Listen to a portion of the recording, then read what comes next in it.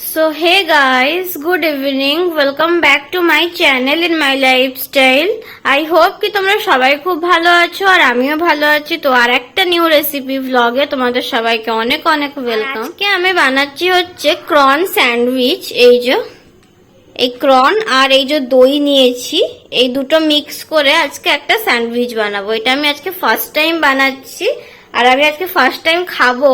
তো এটা আমি কোনোদিনও বানাইনি বা এরকম স্যান্ডউইচ আমি কোথাও কোনোদিনও খাইনি। মানে এটা হচ্ছে ক্রন আর কার্ড দিয়ে একটা স্যান্ডউইচ বানাচ্ছি।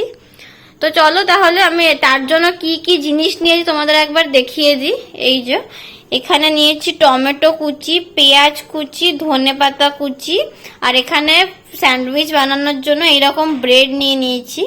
আর এইগুলো হচ্ছে আটার ব্রেড, মানে হুইট বেস ব্রেড। আর এইখানে আমি কিছু মশলা নিয়েছি, যেরকম এখানে আছে চাট মশলা, লাল লঙ্কার গুঁড়ো, আর এইটা হচ্ছে গোলমরিচ গুঁড়ো, আর এইখানে একটা ভাজা মশলা নিয়েছি, বাড়িতে বানিয়ে নিয়েছি। আর এই একটা মশলা, এটাও আমি বাড়িতেই বানিয়ে নিয়েছি।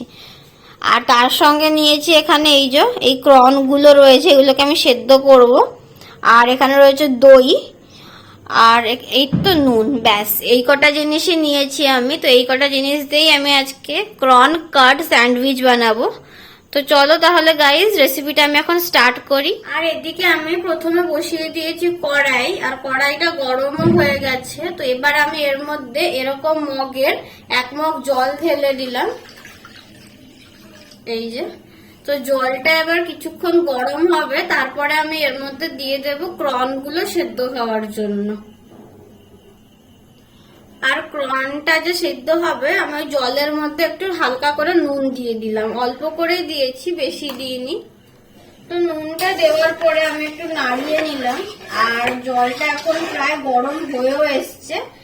তো এবার আমি এর মধ্যে ক্রনগুলো দিয়ে দেব। এই যে সব ক্রনগুলো দিয়ে দিলাম।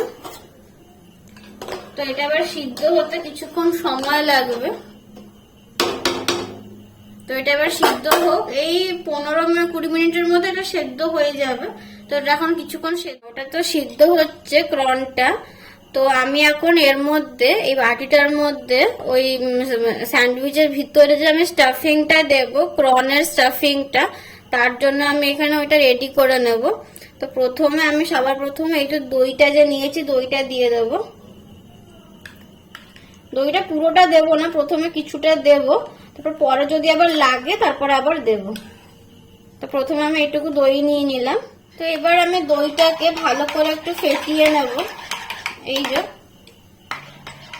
তো তারপরে এর মধ্যে আমি একে একে অ্যাড করব সব ভেজিস গুলো, মানে ধনেপাতা, পেঁয়াজ, টমেটো, ওইগুলো সব এর মধ্যে অ্যাড করব।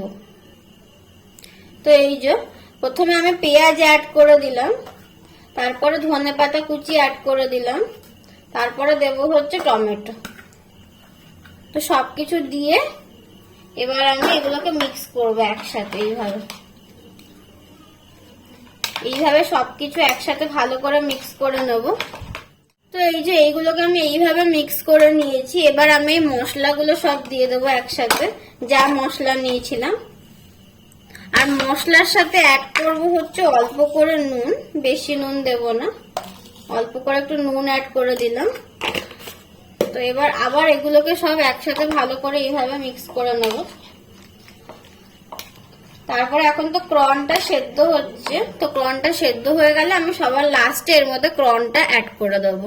আর আমাদের এদিকে ক্রনগুলো সিদ্ধ হয়ে গেছিল, তো আমি এটাকে ছেঁকে নিয়েছি। আর ছেঁকে এই যে এখন এর মধ্যে ক্রনগুলো অ্যাড করে দিলাম। এই যে কি সুন্দরভাবে সিদ্ধ হয়ে গেছে, দেখো। তো ক্রনগুলো অ্যাড করলাম, অ্যাড করে এবার আবার এইগুলো সবকিছু একসাথে ভালো করে এইভাবে মিক্স করব। এইভাবে ভালো করে সব একসাথে মিক্স করে নেব। এই যে যেরকম ভাবে মিক্স করছি এরকম ভাবে, আর হালকা হাতে মিক্স করব, না হলে ক্রনগুলো ভেঙে যাওয়ার চান্স আছে। তো এই যে, আর এই দেখো সুন্দরভাবে আমি মিক্সও করে নিয়েছি। এই যে, তো এই মিক্সচারটা আমাদের এখন রেডি হয়ে গেছে।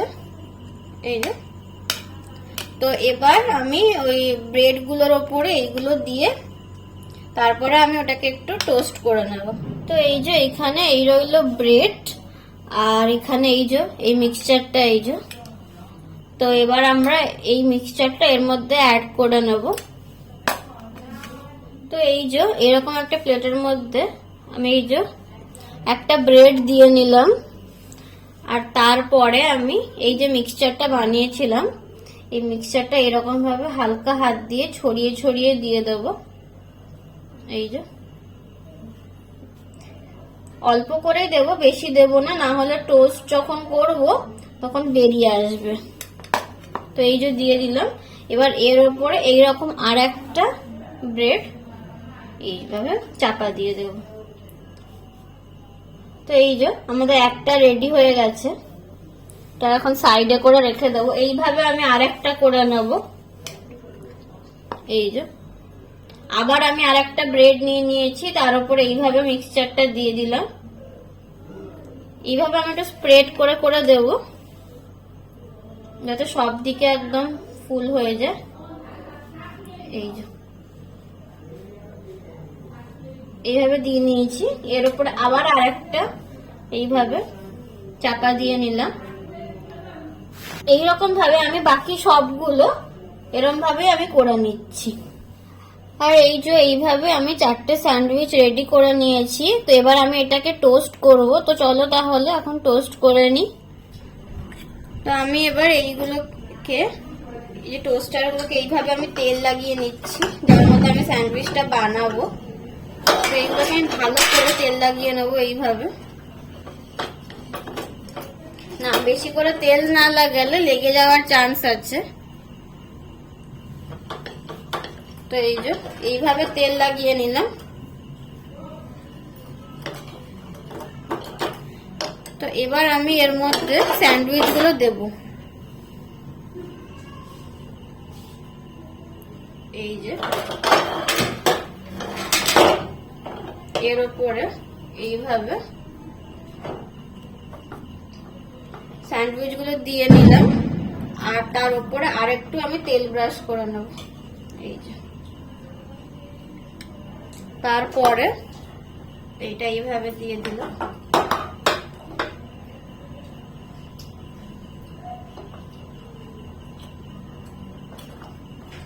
চেপে চুপে ভালো করে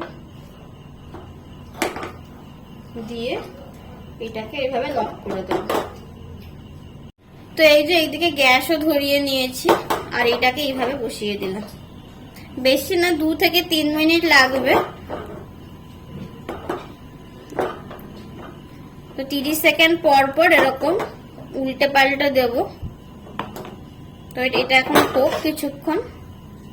মাঝের মধ্যে আমি এটা খুলে এইভাবে একটু তেল ব্রাশ করে নেব ভিতরে।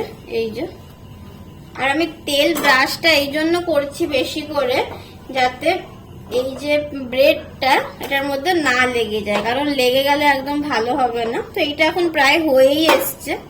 এই যে আর একটু হলেই এটা হয়ে যাবে। তো এই যে এটা এবার হয়ে গেছে, এটাকে এবার নামিয়ে নেব। তো এই যে হয়ে গেছে, এবার আমি এইভাবে নামিয়ে নিলাম। এই যে তো একটা রেডি হয়ে গেছে। এবার বাকিগুলো আমি এইভাবেই করে নিচ্ছি। তো আবার আরেকটা করব বলে এর মধ্যে আমি আবার একটু তেল ব্রাশ করে নিচ্ছি এইভাবে।